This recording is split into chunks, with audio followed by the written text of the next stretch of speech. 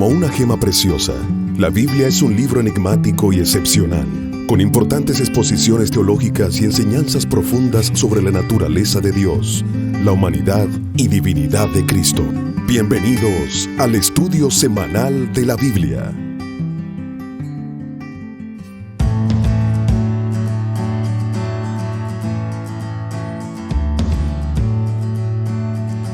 Tratemos ahora el misterio del Evangelio por largo tiempo escondido. Miren, ¿cuándo empezó el Evangelio? Vamos a ver, Juan Blanco. Examen. Esta pregunta no está programada.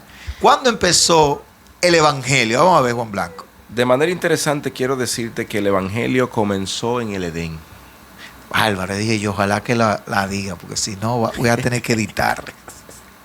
En el Edén, sí. Ustedes saben que a raíz de que el hombre pecó, ya había un plan preparado para si esto pasaba, y de pronto allí Dios decidió ocupar a través del Cordero el lugar de Adán y Eva, que eran quienes merecían la muerte en ese momento. Ese Cordero era una figura que apuntaba a lo que iba a pasar Cristo por toda la raza humana en el momento en el que Él vino a la tierra a padecer por nosotros. O sea que es por largo tiempo, ¿verdad? Claro, hay evangelio desde que surgió el pecado, también ahí mismo nació las buenas nuevas de salvación del evangelio. Bueno, pues entonces vamos a leer el texto bíblico que nos encuentra en la carta del apóstol Pablo a los Efesios, el capítulo 3, versículo 1 al 6, donde allí el apóstol nos habla acerca del misterio. Yo le voy a invitar a ustedes a que tengamos una lectura de este capítulo porque, Pastor Juan Blanco, este es el texto base que nos revela el misterio. Y ya que vamos a hablar del misterio que ha sido oculto por largo tiempo, el apóstol Pablo dice: por esta causa yo, Pablo, prisionero de Cristo Jesús, por vosotros los gentiles, si es que habéis oído de la administración de la gracia de Dios, que me fue dada para con vosotros, que por revelación me fue declarado el misterio, como antes lo he escrito brevemente, leyendo lo cual podéis entender cuál sea mi conocimiento en el misterio de Cristo.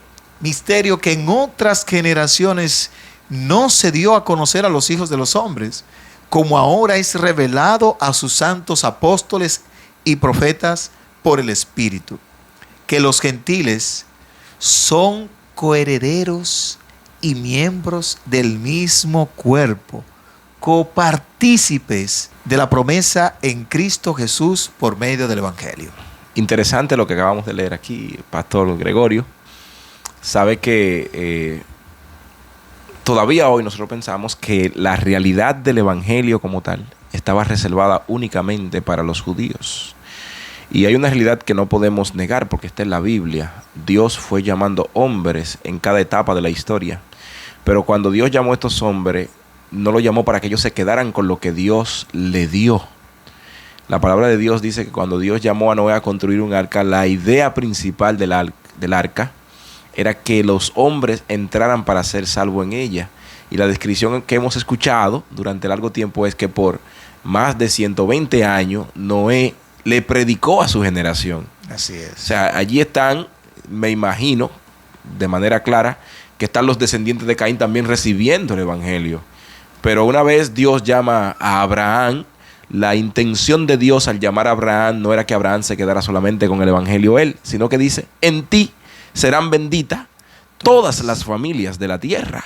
Cuando Dios escoge a Israel como pueblo y le permite transitar por el desierto y lo introduce en Canaán, la idea principal de Dios es que los cananeos pues pudiesen venir arrepentidos ante él. Y encontramos un ejemplo de esto en lo que ocurre en Jericó, ¿no verdad? La ramera allí, ¿qué hizo?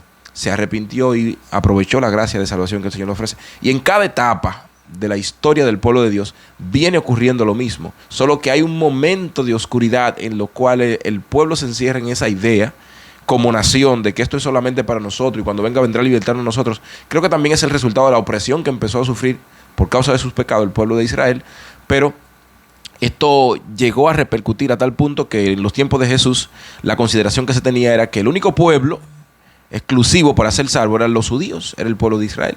Y Pablo viene a romper este matiz, Pablo viene a romper este esquema, a decir no, hay una oportunidad de salvación para los gentiles.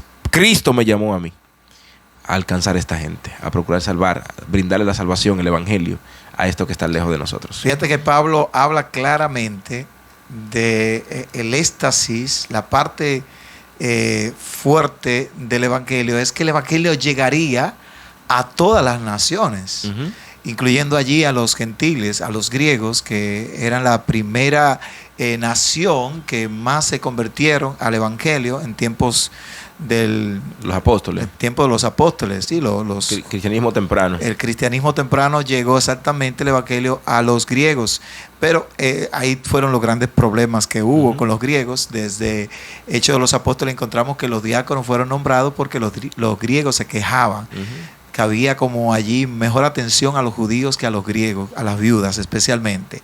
Los griegos llegaron en masa al cristianismo junto con los judíos. O sea, pero Pablo hace una administración especial con ellos, por lo cual dice el texto, quedó preso. Por predicarle a los gentiles es que cae preso. Fíjate qué paradójico, porque Pablo salió a perseguir a los judíos y Pablo metía preso era a los judíos. Efectivamente. Entonces, pero los judíos a él no lo aceptaron. En primera instancia, los judíos no querían saber de Pablo. ¿Por qué? Porque para ellos Pablo no era sano, no era bueno. Pablo estaba usando un truco para después agarrarlo preso. Entonces, cuando Pablo iba a predicar, como que no iba mucha gente. Pero cuando Pablo decide ya predicar definitivo a los gentiles, fue bien recibido en algún momento, pero vinieron las dificultades. Y Pablo lo que le quiere enfatizar a ellos es bien claro. Miren, yo soy el predicador de ustedes y por ustedes yo he sido preso, pero yo lo que les quiero decir es que para ustedes está la gracia, como él dice, él habla de la gracia. La gracia. Ustedes no son salvos porque sean judíos, que es algo que hay que es bueno señalar, Pastor Juan, que es que los judíos pensaban que la salvación no era por gracia, sino por ser judíos. Se salvaban por el hecho de haber nacido judíos. Por ser judíos ya. Los hijos de Abraham. Nosotros somos los hijos de Abraham. Sí. Entonces, si los judíos que son judíos, que realmente eran el pueblo escogido por Dios, no eran salvos por ser del linaje, sino por la misma gracia. Entonces, esa misma gracia le correspondía también a los gentiles. Así es. Pero Pablo es el que se echa la responsabilidad en los hombros para predicarle a los gentiles.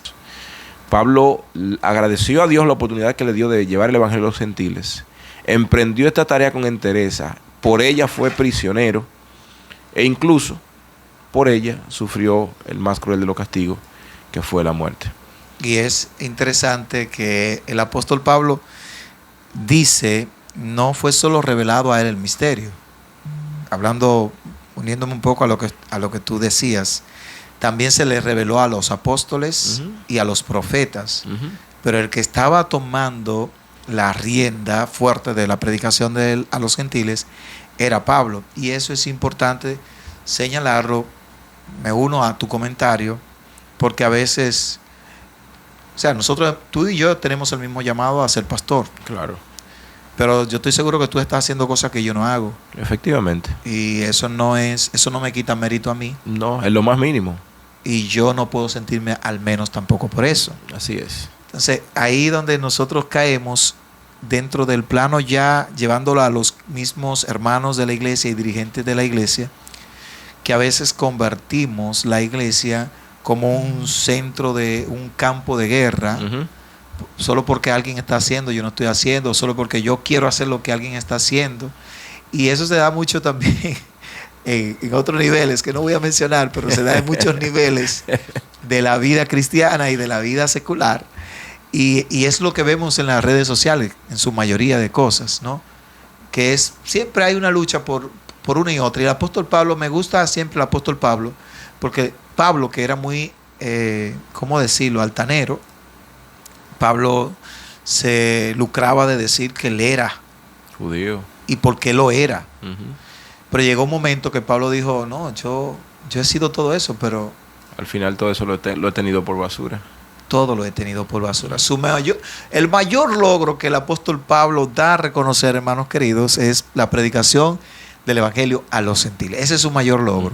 Tanto que quiso predicarle a reyes. Sí. ¡Wow!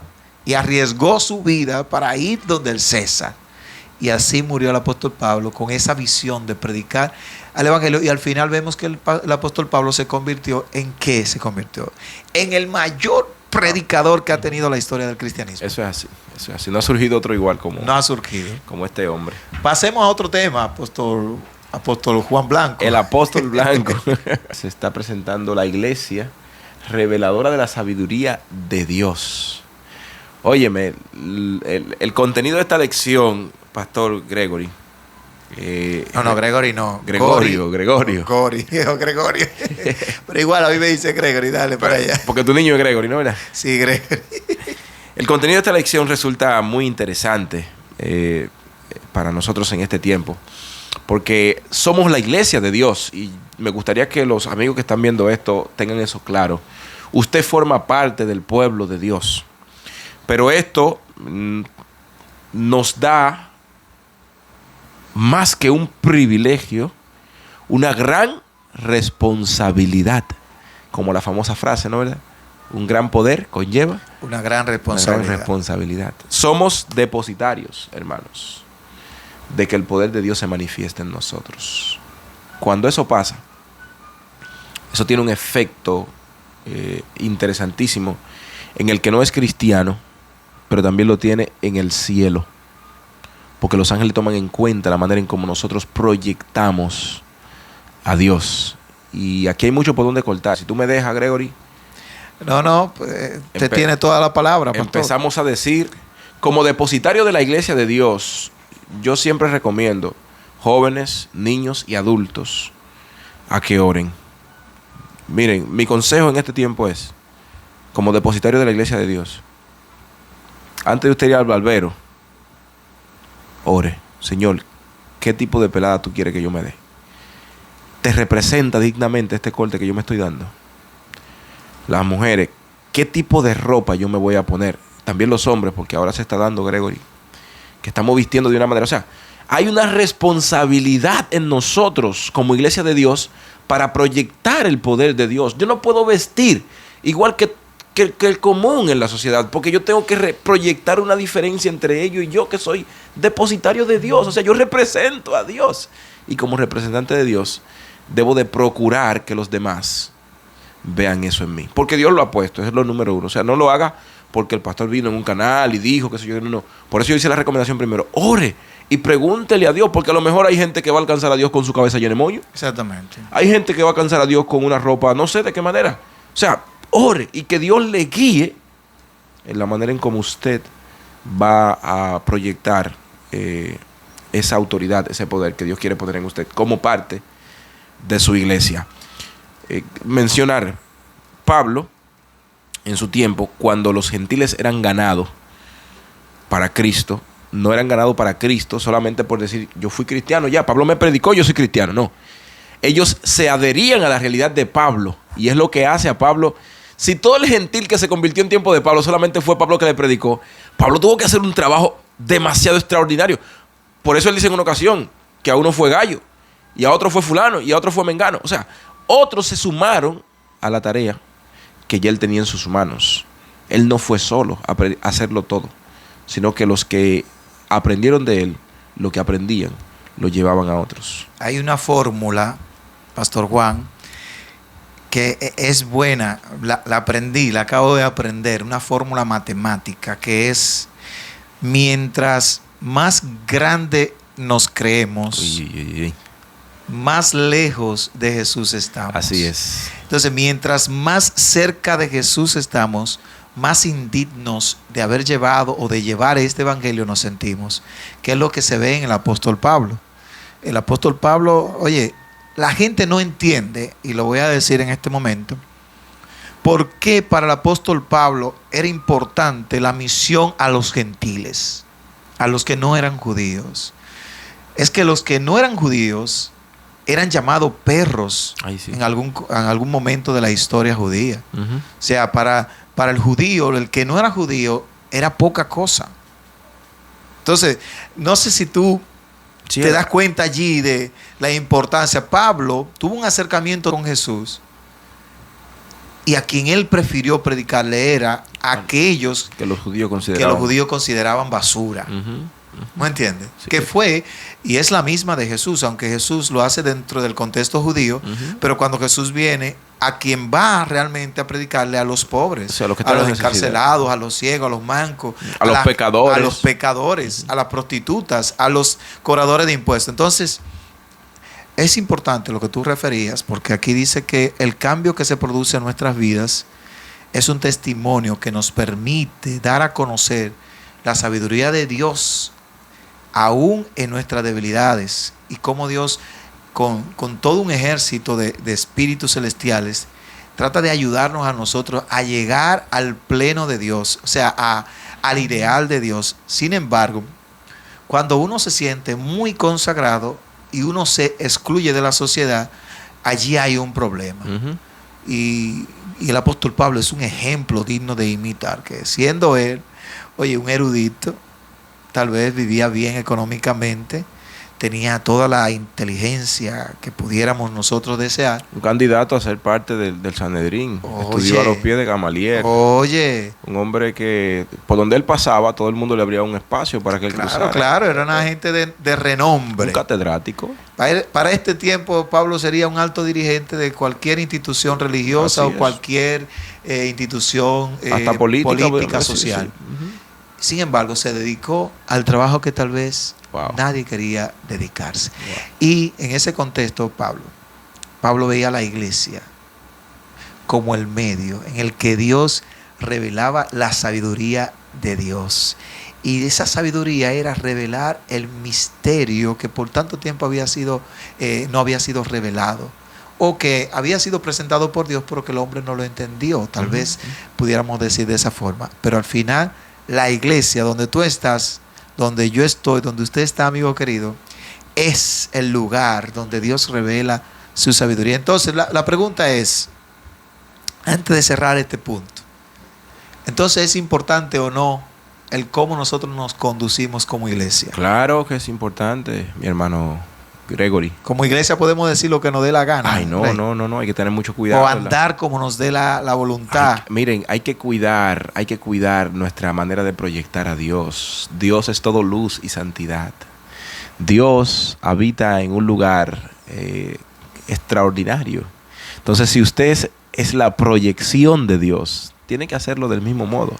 Dios no se merece lo peor, Dios se merece lo mejor de nosotros. Y tú sabías que tal vez tú seas la única imagen que alguien vea de Dios. Así es, así es. Maravilloso, ¿verdad? Vayámonos al otro punto, Pastor Blanco. Vámonos entonces a la parte del miércoles. Cristo habita en tu corazón. Vamos a leer un texto en esta ocasión para que nosotros nos sintamos ahí un poco conectados con la palabra de Dios, que dice en el libro, la carta a los Efesios, el capítulo 3, versículos 14 y 15. Por esta causa doblo mis rodillas ante el Padre de nuestro Señor Jesucristo, de quien toma nombre toda familia en los cielos y en la tierra. Pastor Blanco, ¿qué usted cree? ¿Puede el Señor Cristo habitar en mi corazón? O sea, ¿cómo es eso? El corazón nada más bombea sangre. O sea, ¿cómo Cristo puede habitar en nosotros? Vamos en primer lugar a esclarecer la expresión corazón. Nosotros ya sabemos que dame, hijo mío, tu corazón y anda en tus pasos por tu camino. Son declaraciones que se hacen en el libro de Proverbios. La Biblia, cuando habla de corazón, generalmente no está haciendo una referencia al órgano que late sangre en nuestro cuerpo, sino que se está refiriendo a nuestro asiento de conocimiento, la mente.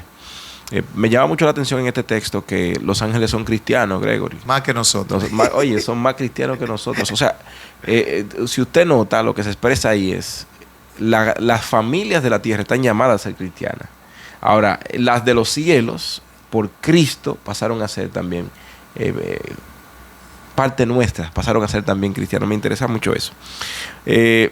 Cristo en el corazón nuestro. Dice la palabra que es Cristo quien produce en nosotros tanto el querer como el hacer por su buena voluntad. Y la Biblia en el libro de Génesis hace una expresión, menciona que el pensamiento del corazón del hombre es de continuo hacia el mal. O sea, naturalmente nosotros lo que quisiéramos es lo malo, mi querido. Quisiéramos andar bien, light, porque es interesante. Yo estuve leyendo en el libro Deseado de todas las gentes, que Elena Hammond de Guay hace una referencia a la vida cristiana doble, a la doble vida cristiana. Es como la peor manera de ser cristiano o de ser humano. Usted proyectar un cristianismo que usted no vive. Entonces, Cristo en el corazón nuestro produce grandes cambios. Yo voy a hacer confesiones aquí. ¿Se puede, como parte del programa?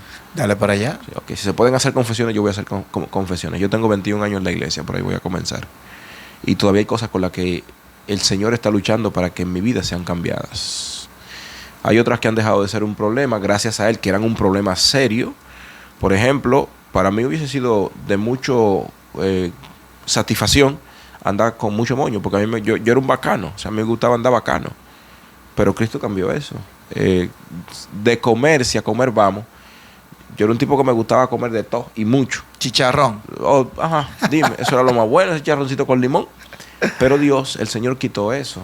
En mi familia, si fuese a tomar mi familia como referencia, el que no bebe está descarriado, está en pecado.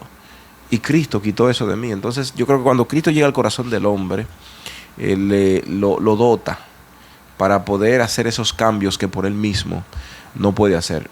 Y hago un llamado especial a los jóvenes, adultos de nuestra iglesia.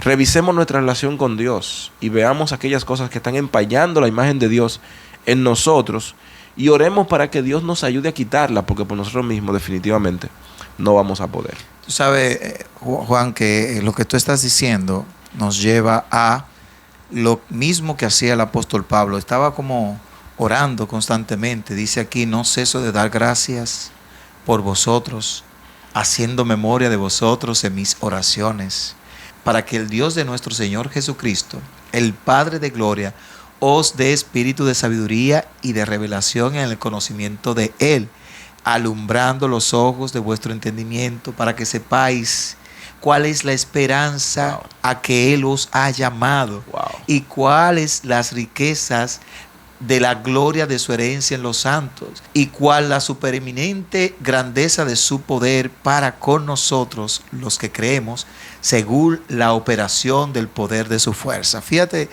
Blanco, que mientras tú hablabas así de lo que Dios hace en nosotros, lo que Dios quita en nosotros, el apóstol Pablo está orando por los gentiles, porque no era cosa fácil lo que estaban viviendo los gentiles.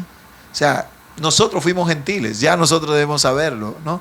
Y más lo que tiene largo tiempo siendo gentiles. Yo vi 21 años tú tenías, cuando tiene 21 años en la iglesia, o sea que tú entraste joven.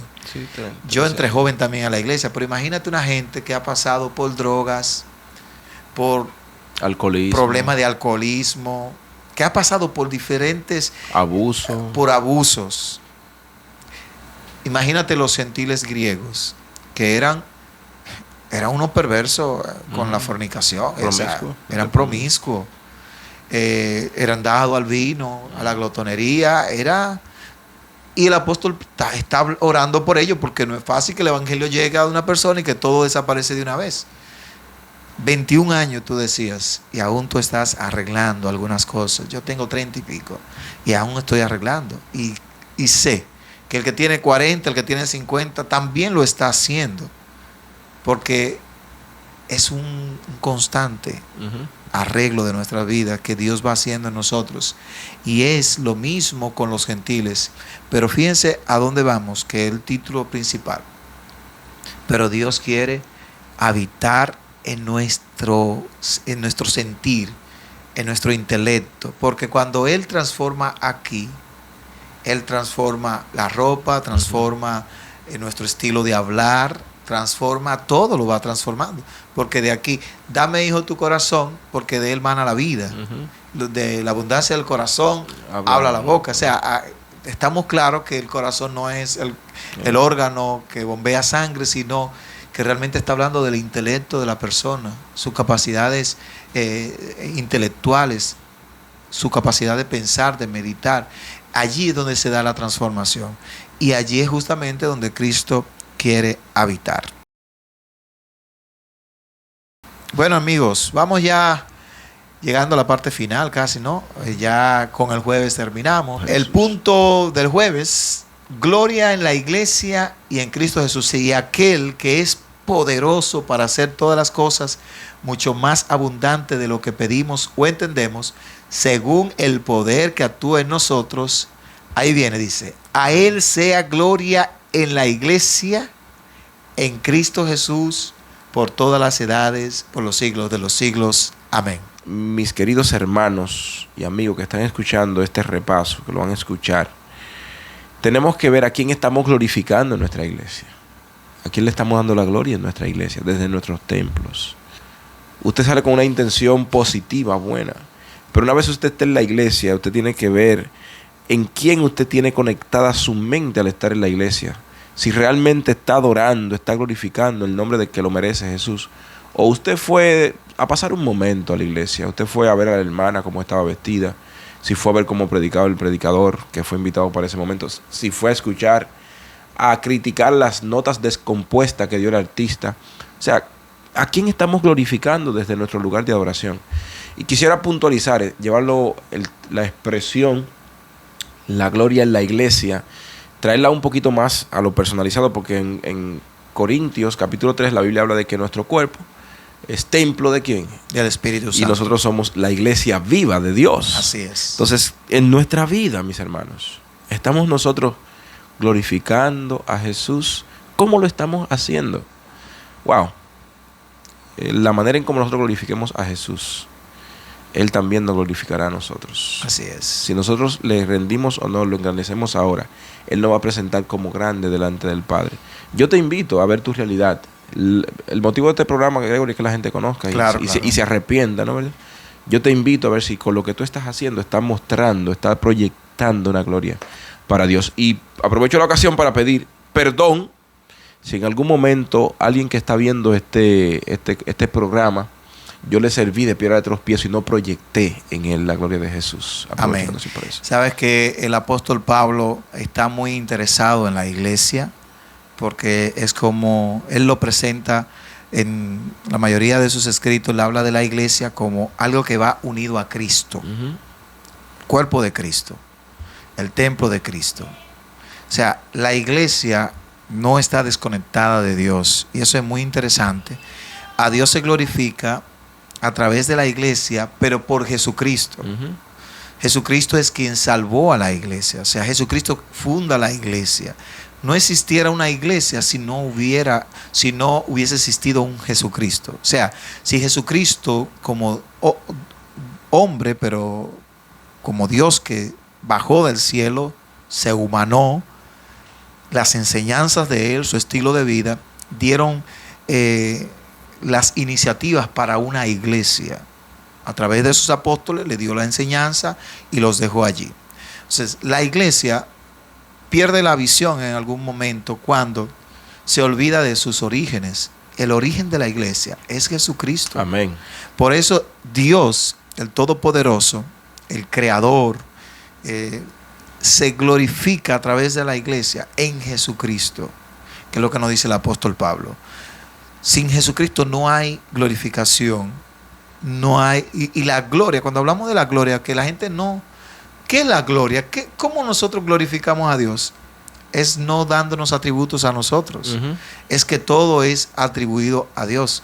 El crédito es de Dios, la gloria es de Dios, la gracia es de Dios, todo es de Dios. Eso es glorificar a Dios. No me pongo yo delante de Dios, sino. Y la iglesia no puede perder esa esencia. Se glorifica el nombre de Dios a través de Jesucristo en la iglesia. Yo creo, querido amigo y pastor Juan Blanco, que si nosotros utilizamos el método del apóstol Pablo, si nosotros nos enfocamos en el apóstol Pablo, veremos en él un testimonio vivo de lo que es un seguidor de Cristo y de lo que es alguien interesado en las demás personas que no tienen el mismo privilegio que nosotros, para llevarlos al punto de ser o formar parte del mismo cuerpo de la iglesia. Y el apóstol Pablo, yo creo que esta lección ha sido algo maravilloso, cómo se enfoca lo que es, lo que somos y a dónde debemos llegar y a quién debemos glorificar. Pastor Juan Blanco, ¿tiene palabras finales? Bueno, sí, yo quisiera concluir en relación a todo esto, mis queridos. Aunque el evangelio resulta ser un misterio, ese misterio está revelado en la manera en cómo nosotros como iglesia procuramos presentarle a otros las buenas nuevas, y cómo también procuramos engrandecer en esa manera de presentar a otros las buenas nuevas a Jesucristo. Creo que no tendría más que agregarle a eso. El misterio del Evangelio, mi querido, mi hermano, lleve el Evangelio a otros, esa salvación.